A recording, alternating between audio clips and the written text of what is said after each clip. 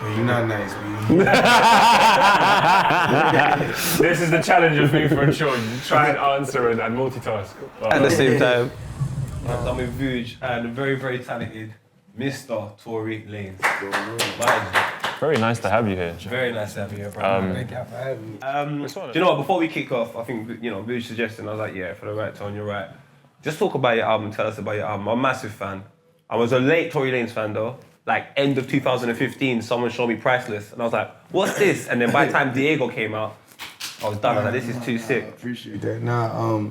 Well, the album just came out. It's called Memories Don't Die. It's the hottest piece of music out right now, hottest compilation of work. And for me, honestly, like even for people like you who got on like a late time, I wanted to make sure that, you know, the same hunger that you felt back then is the same hunger that you felt on the project now. So the project is just like a very musical, but also like very hard project where it's like, you know, it taps into a lot of different areas and shit. So I heard a statement that you said the hottest outer body of music right now. Yeah. Those are big statements. It is. You're saying you think just this firmly year- believe in it. I think this year, regardless, just as far as the music that's come out, this is the hottest music, you know. And I can stand by that because I don't think there's another compilation of music that's really, you know, on this level right now. I think it's really important for a rapper to think like that, you know. I think it's important for you to feel like this is the best out right now. You need to believe in your stuff. And you know what, Jack here, he wants to know what's your favorite song on Memories Don't Die and why? I think just the happiness was about my mom. It was a song that I wrote about my mom dying and like the experience about how it happened. And when you hear it, it's like, it kind of takes you into that time and kind of brings you directly into that. It's like the first song I ever did that like, it didn't have no like rap verse. It was just like me talking through the song. So it's like one of my favorite songs because the dynamic of it is differently and then what the song is actually like about and shit. Do you know what? This is mad. Sometimes, obviously, me and Vuj do loads of work in front of the camera. When you make music, obviously, you pour your heart out in there. Like, even I've listened to some of the album through my boy Mitch, and I was listening to some of it, and you're very, very honest. You don't mind speaking about certain things. When you speak about something as sensitive as your mum, is it a conscious decision? Is it a timing situation, or is it like, how do you go about doing it? It's definitely a timely situation because, you know, I don't like to be in a situation where things that are that emotional just kind of just get sprung up out of nowhere. So it's definitely like, you know, I'll focus on this when the time is right and like, you know what I'm saying? I'll focus on doing this record when I can actually do it properly instead of going in there and like crying or some shit. You know what I'm saying? Adam wants to know if you could work with any artist from any generation, who would it be and why? It would be I must say it would have to be like Pac or Big or Michael Jackson. You know what I'm saying? Like Jackson was crazy. I love Taylor Swift though. I want to make For music. real? Serious? Yeah. Okay. Taylor Swift. Talk to me though. Why? I just think she's incredible. Just her business, her songs, her sound. I think everything is just crazy about her. Like, you know what I'm saying? As far as just like her as an artist, like I think she's an incredible artist. She beats the rates of things. Her and Adele, like I gotta work with them. Adele's from the ends as well. Really from the ends. Tottenham, it's mad when you hear that. Talking about the UK though, Akesh wants to know who's your favourite UK artist and why, because I've seen you out here with Michael Dapper on a mad thing, letting all the ladies know that you're available and you're coming to London. Michael Dapper was there. Then I've seen you with Krypton Cone and I've seen you in Church Road with Nines. So you're very much connected with the UK scene, it seems. Who's your favourite UK artist though and why? My favorite UK artist? It's probably Nines. Serious? Yeah, it's Nines. I just like the way he raps, you know what I'm saying? It's just real. It's like real stuff. He's very real. Like, yeah, you know what I'm he's saying? really out here. And then it's just like, he's never like doing too much or anything like that. It's just always kind of like, you know. How did that connection even come about? One of my dogs in Toronto was just listening to him from a long time ago. Serious? Yeah, from like a long time ago. So then we started just bumping him, and then when I came down here, I was just like, I got a link with this guy. And somebody got me his number, and I called him ahead of time. He was mad cool on the phone and stuff. What was that like though, when you just phoned? Like, what did he say? Did he believe you? Was he like, what's going on?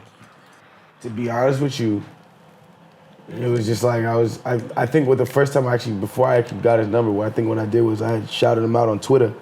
Yeah. Cause like I was listening to what is it, Can't Blame Me, and I was like, yo, this kid's hard, like, you know what I'm saying? And from then on, yo, you're not nice, B. This is the challenge of FIFA and Shaw. You try and answer and multitask. But, Nah, but yeah, it was just like meeting him was just mad cool. Like he was a mad real person, mad cool person. And when I came here, I was just like, one day I was like, yo, where you at? And he was like, yo, I'm in the hood. So I'm pull up on you. So he just went out there. and it seems like Canada is more in touch with Europe than America. I feel like there's a lot of similarities between our cities. So it kind of be like, you know, people that will do that. You know what I'm saying? Like we'll feel a little bit more closer to this place than we'll feel to a lot of places because it's never really, you know what I'm saying? Like we never had a chance for it to be like that. And now it's like looking at being in like London and being in Toronto and like it feeling kind of similar as far as like going outside and like the way it looks outside and like the feel is just it's super dope because you know what I'm saying, it reminds us exactly of like what we see at home, like, you know what I'm saying?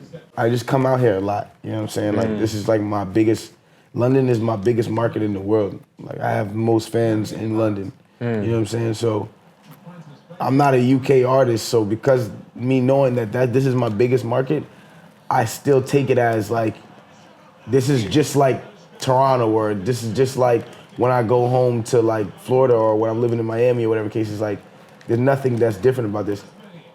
Can you explain to our people that watch this what swavey is and why you call yourself a swavey musician? Swavey just means that like, you're not afraid to be versatile. You're not afraid to be outside the box. You know what I'm saying? Sway between different sounds sometimes to show Something like that, but it's just basically saying that like you can do more than one genre and like still be comfortable doing it. Like, you know what I'm saying? Not everyone can. You do it very well. Very well. So like, for example, when you're going to do a remix of a song, I'm waiting for it. I'm like, if Tory's going to do it, like with your controller, it's Bad Boy. To the point I wished you were Jamaican. I was like, he has to be Jamaican. He has to be from Yard. I was fuming when you went, but I was raised around all Jamaicans, like, so it's like, for me, it's like, you know, that whole situation for me is like a lot. One thing I wanted to ask you though, 100% wanted to ask you, me and my boy Mitch were talking about it today, and we're just confused about certain things.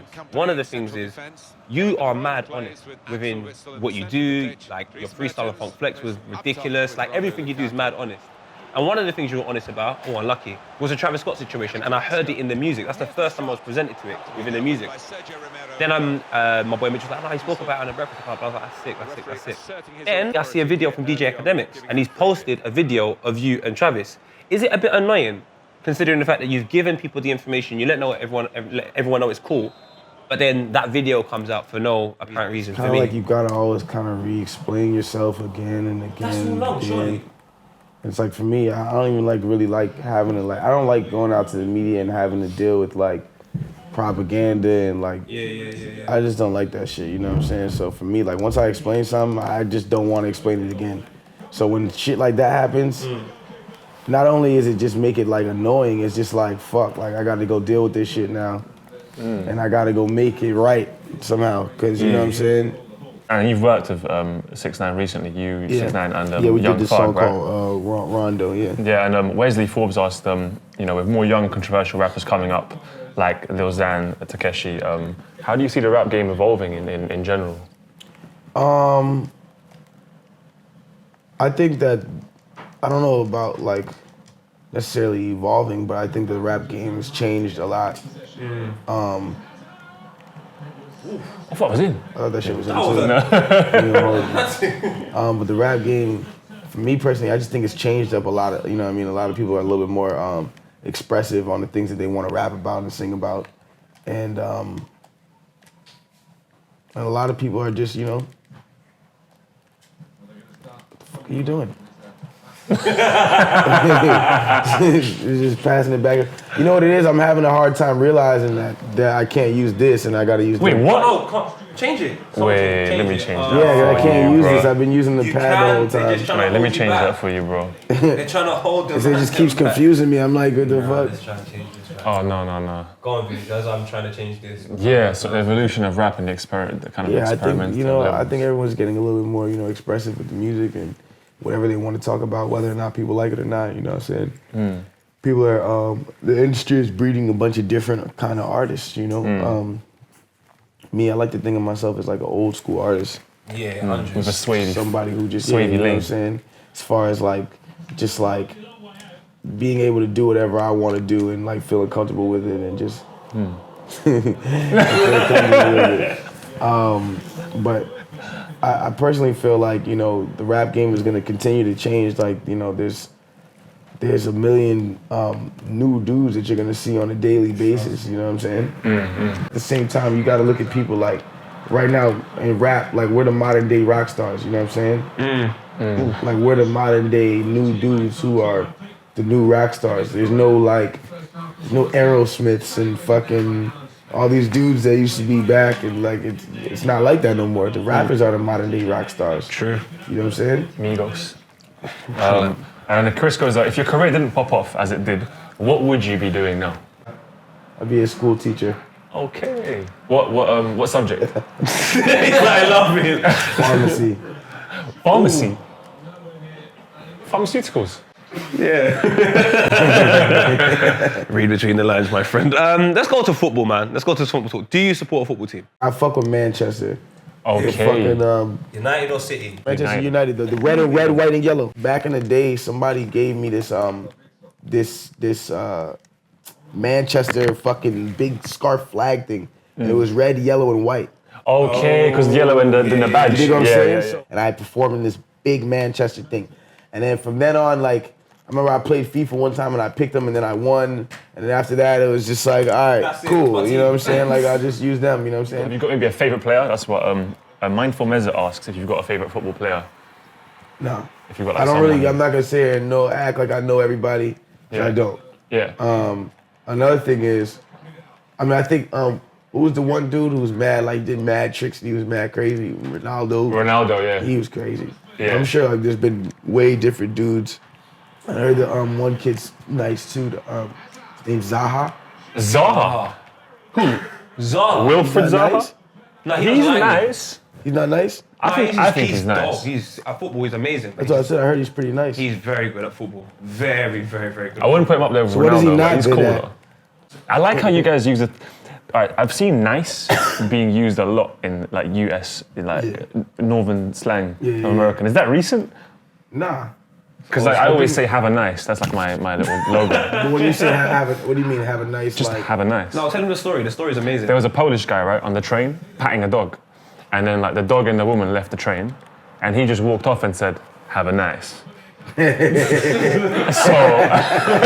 You say have a nice day. Like, do you know what I mean? nice. And that just stuck for me. It's kind of funny. Do you know what I'm saying? So when I see you guys say like, oh, is he nice? Is it nice? I'm like, oh, Have a nice. have a nice. Yeah. Kind of like have a nice anything, you know? Exactly. So It's universal, cuz. it's universal now. Sometimes I sell t-shirts that say have a nice on them, so I'll get you one maybe if you want one. That's tight. I want one. Yeah? What color you like? Black. Okay, keep it simple. No funky colors like orange or some shit. Maybe orange. Or like yellow, like I could do orange. cool. Say nothing. Well, that's weird. Timothy wants to talk about something. He said, you support the Toronto Raptors. Is this true? Just for... I support the Toronto Raptors, but it's not my favorite basketball team. Somebody got mad at me the other day. Like, I'm not buying your album because you don't support the Raptors. Do you support Spurs? The Spurs? Yeah, is it Spurs? What are they called again? San Antonio. San Antonio. Someone San BM'd me today, Antonio. like, I think Yeah, I Toronto- support the Spurs. I mean, but I'm a Cleveland fan. Well, I'm really just a LeBron fan. Like I've been following LeBron from before he was popping though. Like I'm one of those guys who I always kind of look like LeBron, like how I look at my career. Like, you know what I'm saying? Like he's always been that underdog that was super nice, and then one day he just got to where he was supposed to be. Yeah. You know what I'm saying? Like for mad long, he would be in the championship, but he would just never win. You know what I'm saying?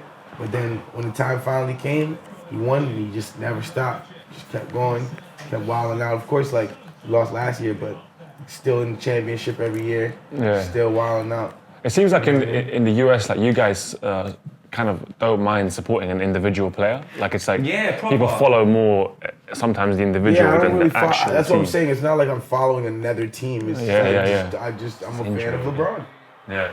So whatever LeBron does, you'll do as well. What's mad as well in the States is how sport and music is just like so co-linked. Like you'll go to a basketball game and there's just bare artists there. It doesn't really happen in this country as much. It's growing. Culture of just growing up in America and seeing basketball games and like wanting to go there. Like when you become a rapper and stuff, you can see all the athletes that you grew up watching and stuff. It's like, you know, they let you sit so close to them that it's just like an experience, you know? So is that one of the biggest intriguing things, the fact that you can sit front row? Because we were gassed.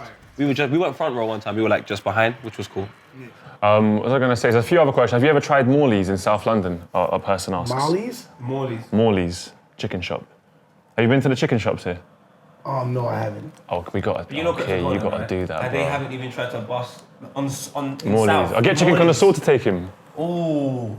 We've got a YouTube guy. Well, his name's Elijah. He's a chicken connoisseur, and he goes to like chicken shops and he reviews them, chicken? and he reviews the chicken shops. Getting millions of views. Yeah, millions of views. I reckon while you're here, that'll be some great promo. I'm down for that. And he hasn't done an episode in a while, but it's just fucking funny. It's like cheap chicken. It's like $3 a chicken. You know what I'm saying? For like a meal. And then you sit down with him and you review like how nice it is, the spicing, I'm talking texture as well. He takes it there. You guys, you should do that. I think that'd be fucking cool. I'll definitely do that. I'm a wing guy. I like eating wings and chicken and shit. So there you go. What have you done on your stay or in your stay in London? And is it different as a whole in the city compared to Toronto? What the hell I was doing there? What is different about our cities? Yeah, so like there's quite similar, but what have you done here that you possibly couldn't do in Toronto, and what do you do in Toronto that you couldn't do here? tea. I think that's what he means. Why does everyone say that as well? We stay at this. Oh, never mind. I probably shouldn't tell everybody where I stay. Yeah. Tell us. Maybe don't tell us. Well, like when we come here, sometimes we go to this hotel called the Ace. Oh yeah. Ace Hotel's sick. And, Been like, there. They have just like I like the way that the rooms are and stuff. It's like mad old school and stuff. Like they're kind of just mad chill and stuff. But we can't get that vibe in America because it's like the way that it feels is like an old school like Britain kind of like feel to it, you know what I'm saying? And we don't Authentic get British that feel. everywhere. So I mean, I'd say I do that. The match has ended. I have triumphed 1-0, my friend, but thank you very much. Thank you very much.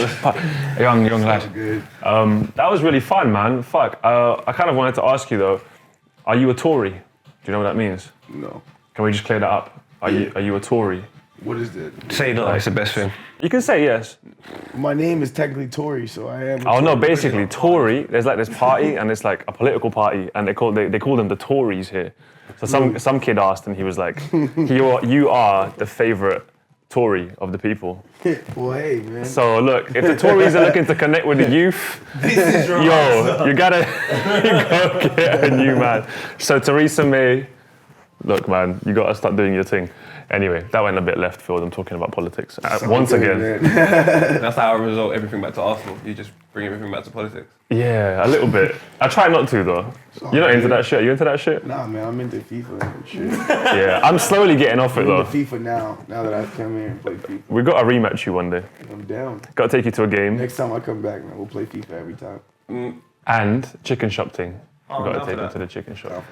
So we're saying we're going to take Tory to a football match, not Arsenal because he'd just be depressed. So we'll go to Manchester United or something, as well as getting him to meet Chicken Connoisseur and get some food as well. That was FIFA in short. Hey, Tory, fam, massive fan. I can't lie to you, bro. Thank you so much, bro, for chilling.